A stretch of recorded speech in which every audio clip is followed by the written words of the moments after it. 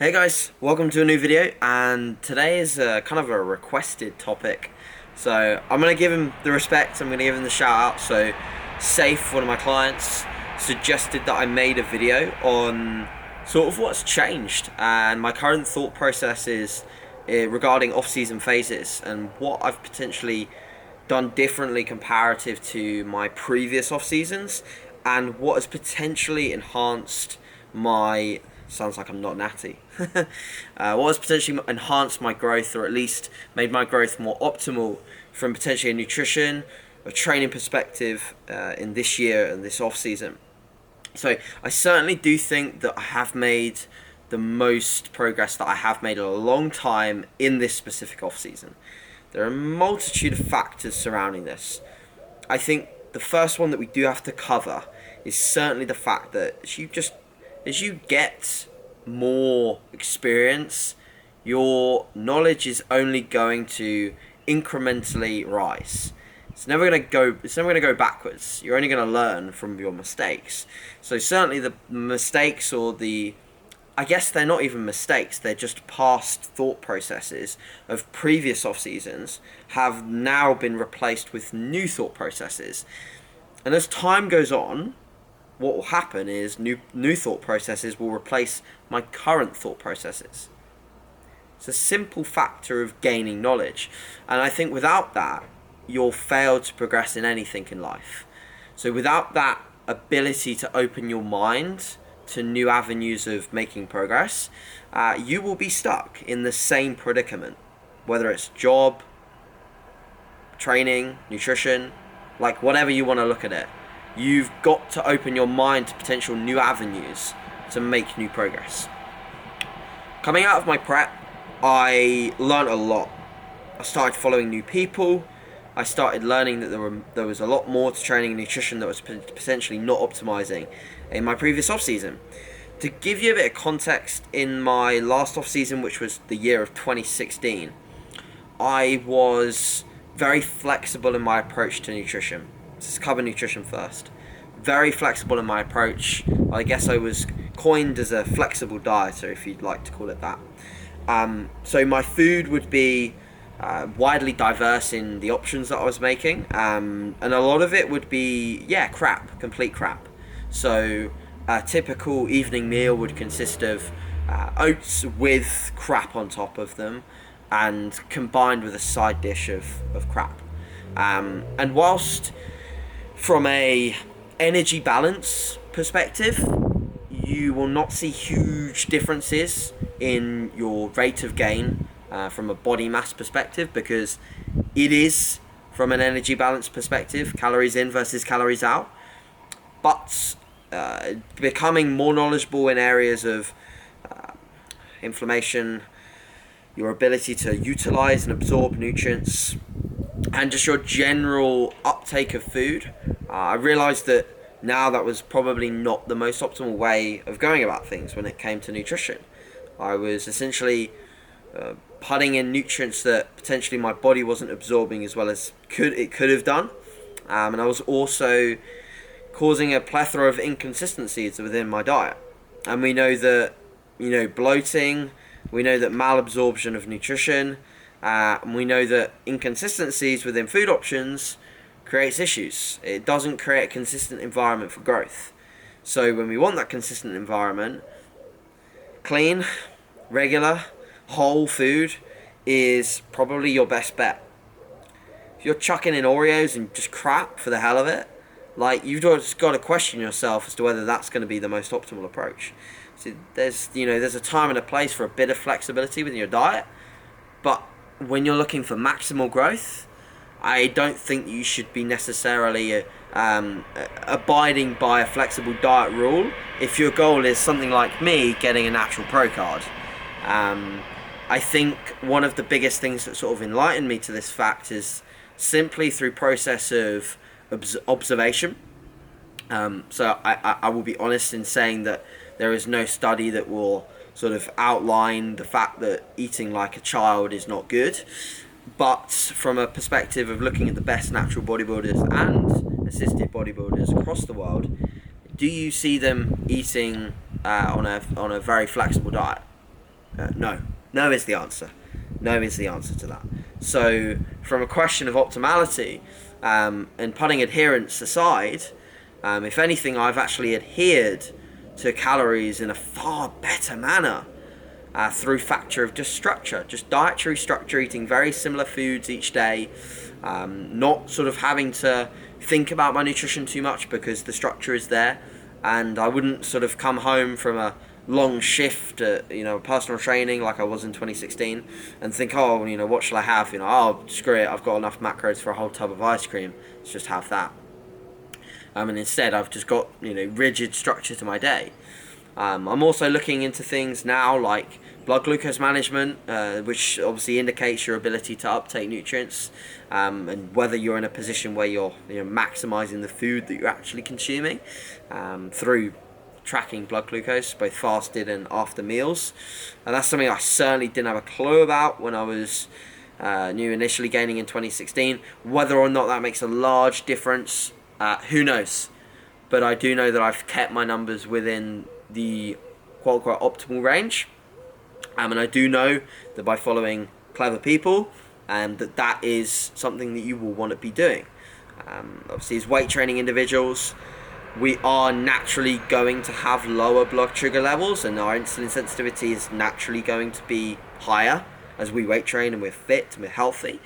But as you eat more food and as you see your body fat levels rise, keeping those things in check are things that, again, just are a question of, do you want to optimize?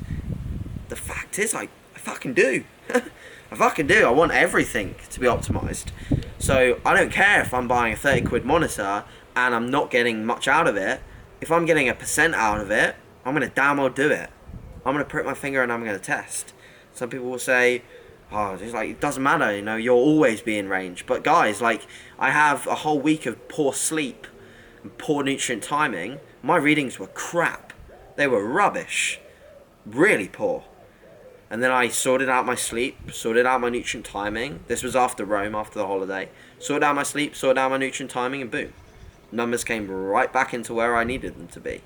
So, if you're sleeping crap and your nutrient timing is crap, I'd question as to whether you're optimizing the food that you're putting in.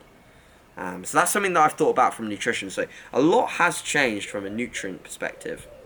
How I approach my day of eating is definitely structured around maximizing performance and also maximizing the utilization of the food that I'm eating. I'm thinking about every single variable. It's not just a question of, here are your macros, AJ, go and hit them. It's a question of, here are your macros, AJ, how do we most optimally set up your day to absorb and utilize these nutrients? And it's a question you should be asking yourselves. If your goal is to win a bodybuilding show, you should be thinking about these things. I really do think that they will provide you with that extra inch that potentially some competitors will not be thinking about. From a training perspective, not a lot has changed. I think that if you follow me fairly recently, my intensity and my intent has been there. My want for training is always there. I always want to train hard. If anything, in some previous off seasons, through following some people, I was almost inclined to take a backseat from intensity. Start to look at my training as more of a calculated approach, fancy spreadsheets and volume calculations, which inevitably actually led me a little bit backwards, I thought. I thought that I lost a great deal of my love for training. I've talked about this on a podcast with the Push Pull Legs podcast. I lost a lot of my training love when I was essentially hemmed in by the barriers and the walls of managing fatigue with optimal precision. And of course, guys, I'm not saying that I don't manage fatigue, because I fucking do. I really do. But in the same limelight, I don't look at it as my primary variable. I look at it as something that I do manage it, but I look at how hard am I working and am I progressively overloading in the gym. And if those two variables are intact, I'm damn happy. Something that I do think is important to note is the fact that I've moved my thought process away from doing something because I feel like I have to do it. So for example, you may not have seen, or you won't have seen me back squatting in a low bar position for a long time. I did for a brief period when I came out of my shows and I thought, yeah, let's do this again. Realised within a few months of doing that how suboptimal doing that is, because whilst it's amazing for chasing load and I could get very strong at a low bar squat, my forearms and my elbows were absolutely decimated. I felt like I was 80-year-old within a few months, and that's not optimal, and it's not optimal whatsoever. So I think coming away from that and looking as to actually know what exercise is actually going to do the work in terms of building my quads and bringing better quads to the stage next time I diet down, and that has really been a game changer. I've situated more moves like supported squats. So for example, a hack, a reverse banded hack, a banded leg press, and I've never had such great connections and quad workouts. Likewise, in my hamstring training, I've rethought a lot of my philosophies within how I should activate my hamstrings, where I should situate my hamstring work. I now do some of my hamstring work on my pull day at the end of it. Find that my hamstring curls, of my connection with my hamstrings on those, have drastically improved as a result of doing that. I've also thought more about how consistently I'm executing movements. I filmed a lot more of my workouts, not for the self-satisfaction of putting them on Instagram or putting them on YouTube, because I haven't done a lot of that outside of my members site. It's more so for the fact that I want to see whether I'm still executing to my standards. That's something that I didn't do in the past. I'd just do a movement, and if it felt right, I'd continue with it, which will get you so far. But beyond that, we're really looking for optimization, and we're really looking at let's perform this to the greatest degree possible and overload from there. And if you can stick to that, you will definitely develop that muscle group. Coinciding with that, I have brought in some ideas of developing weaker areas of my physique, like these awful things that are in my t-shirt right now, my arms. They only look moderately okay today is because I've trained them, but it is a little bit cold out here now, so they're probably losing some of their fullness. But I've thought more about, okay, what's going to ensure that I have a competitive physique at the level that I want to be at next time, and that's certainly bringing up some weaker areas. But for the most part, I've stuck true to my guns in the sense that I want to get bigger everywhere. It's not just a case of my arms, it's not just a case of my chest, it's a case of everything needs to grow to be at the caliber I want to be. I think finally that the one topic that I do want to cover that's quite important, and actually is the most important thing, probably overrides both the training and nutrition concepts that I've run through currently, and that's mindset. I want this more than ever. I cannot stress to you how much I want what I want.